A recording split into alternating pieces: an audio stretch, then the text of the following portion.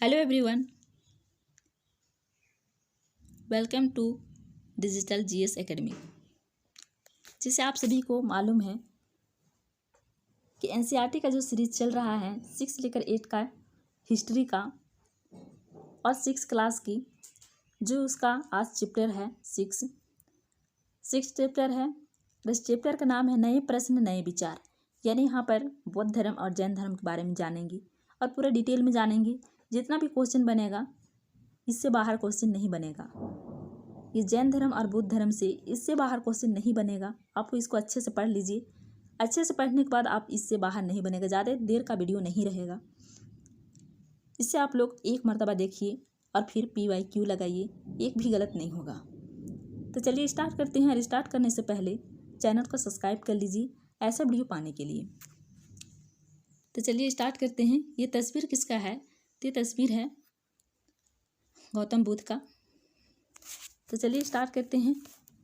गौतम बुद्ध, इसका बचपन का नाम क्या है? तो सिद्धार्थ है।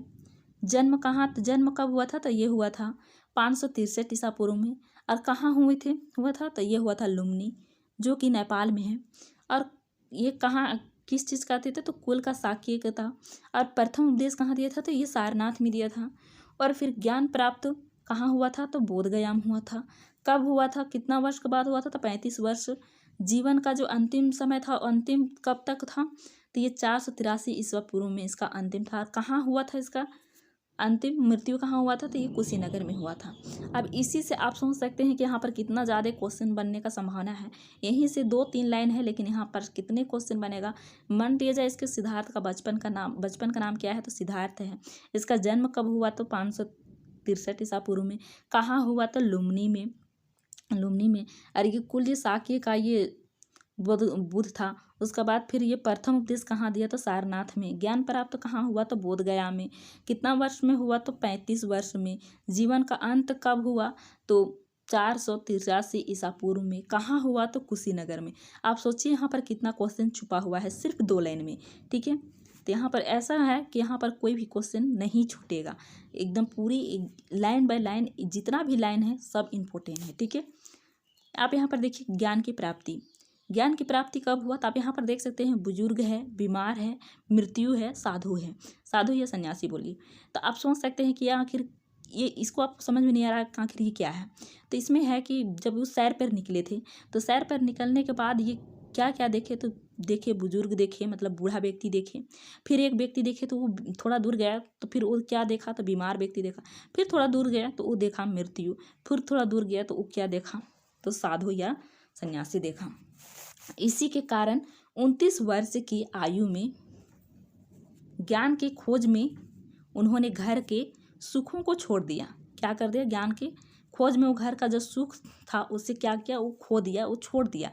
और अनेक वर्ष तक, मतलब बहुत दिन तक वो क्या किया? भ्रमण करते रहे। और 35 वर्ष की आयु में उसे बोधगया में निरंजना नदी के तट पर पीपल के वृक्ष के नीचे बुद्ध को ज्ञान प्राप्त हुआ। इसके बाद बुद्ध के रूप में जाने गए। मतलब पहले उसे बुद्ध के रूप में नहीं जानते थे, लेकिन जब ज्ञान प्राप्त हो गया तो उसे बुद्ध के रूप में जाने गए।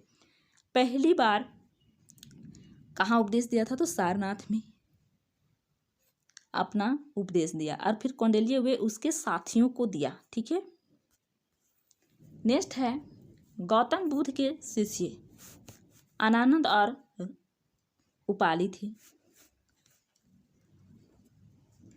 बुद्ध ने अपनी शिक्षा सामान्य लोगों को पाली भाषा में दी। बुद्ध ने अंतिम लक्ष्य निर्माण की प्राप्ति बताते हैं सारनाथ में स्तूप का निर्माण किया।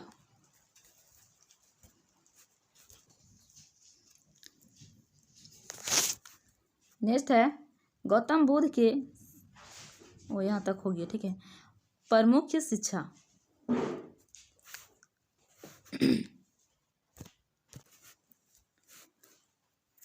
शिक्षा जीवन कष्टों व दुखों से भरा है और यह इच्छा व लालसाओं के कारण होता है। मतलब जीवन क्या है? दुख और कष्टों से भरा है, लेकिन किसके कारण होता है? तो लालसाओं के कारण होता है। ये महात्मा बुद्ध ने कहा। नेक्स्ट है कि इस लालसा को उन्होंने तृष्णा कहा। क्या कहा? तो तृष्णा कहा। नेक्स्ट है इसका समाधान आत्म समय है। हमारे कर्म के परिणाम चाहे अच्छे हो या बुरे हमारे वर्तमान जीवन के साथ साथ बाद के जीवन को भी प्रभावित करते हैं। क्या करते हैं? मतलब वर्तमान में कर रहे हैं लेकिन बाद का जीवन को भी प्रभावित करते हैं। नेक्स्ट है बोध ग्रंथ। बोध ग्रंथ कितना है? तो 3 है।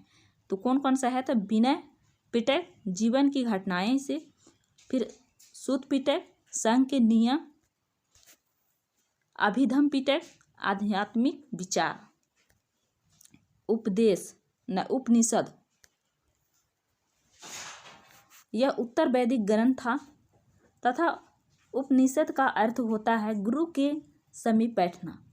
अगर पूछेगा कि उपनिषद क्या है, उपनिषद के मतलब क्या है, तो यहाँ पर आंसर होगा गुरु के समीप बैठना। यह बातचीत का संकलन है। इसके अंतर्गत विभिन्न विचार को चिंतकों के द्वारा मृत्यु के बाद की खोज में ढूंढे गए उत्तर। अब आते हैं हम लोग जैन धर्म में। हम लोग बौद्ध धर्म को देख लिए, ठीक है। अब जैन धर्म को देखते हैं। ये महावीर का तस्वीर है। किसका तस्वीर है? तो महावीर का तस्वीर है। तो चलिए स्टार्ट करते हैं। जैन शब्द संस्कृत के जिन शब्दों से बना है जिसका अर्थ है विजेता। क्या होता है इसका अर्थ? विजेता होता है। महावीर जैन का जन्म 540 ईसा पूर्व कुंडल ग्राम वैशाली बिहार में हुआ था। कहाँ पर? तो वैशाली बिहार में, कुंडल ग्राम वैशाली बिहार में हुआ था। और ये ईस्वी कब था? तो 540 ईस्वी था।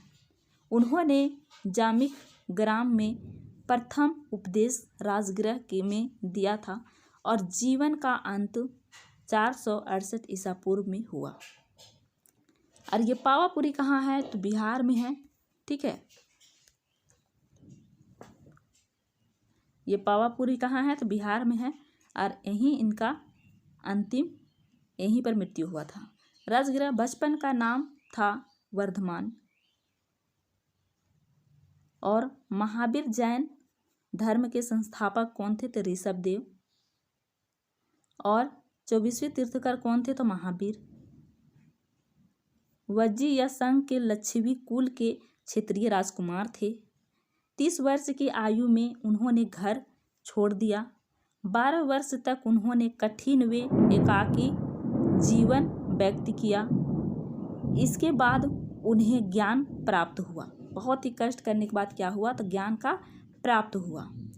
महावीर ने अपनी शिक्षा प्राकृतिक में दी।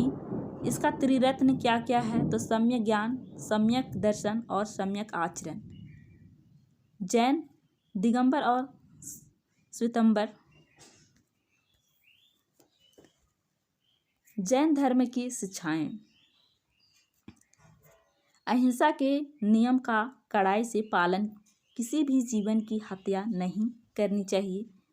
दूसरा है भोजन के लिए भिक्षा मांगकर सदा जीवन बिताना, चोरी नहीं करना, ब्रह्मचर्य का पालन करना होता है। नेक्स्ट है कि मुख्यतः व्यापारियों ने जैन धर्म का समर्थन किया।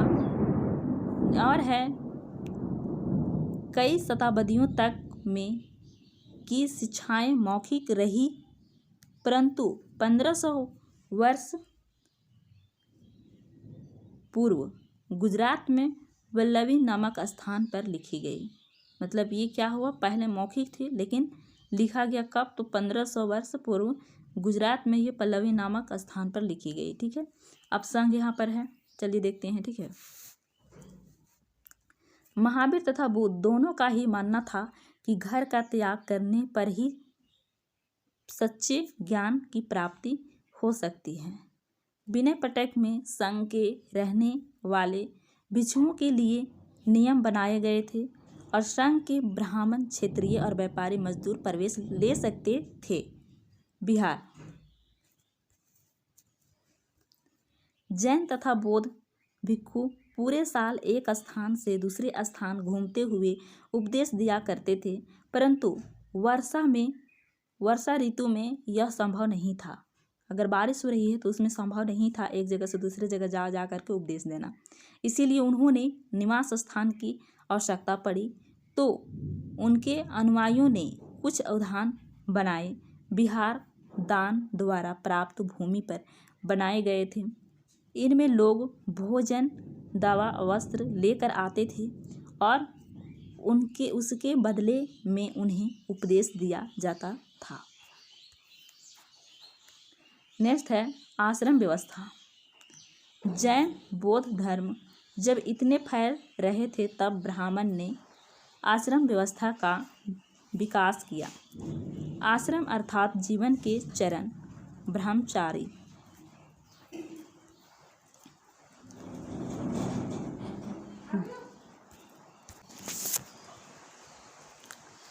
ब्राह्मण, क्षत्रिय और वैश्य से यह आशा की जाती थी वह सादा जीवन बिताए तथा वेदों का अध्ययन करे। किससे? तो ये ब्राह्मण, क्षत्रिय और वैश्य से। गृहस्थ विवाह करने के पश्चात इस आश्रम में प्रवेश हो जाता था। वानप्रस्थ जंगल में रहना, जंगल में रहकर साधना करना, संन्यास सब त्याग कर सन्यासी बन जाए। तो आज का वीडियो में इतना ही। अगर वीडियो अच्छा लगा हो तो लाइक शेयर कमेंट करके ज़रूर बताएंगे। ठीक है, फिर मिलते हैं नेक्स्ट वीडियो में। Thank you.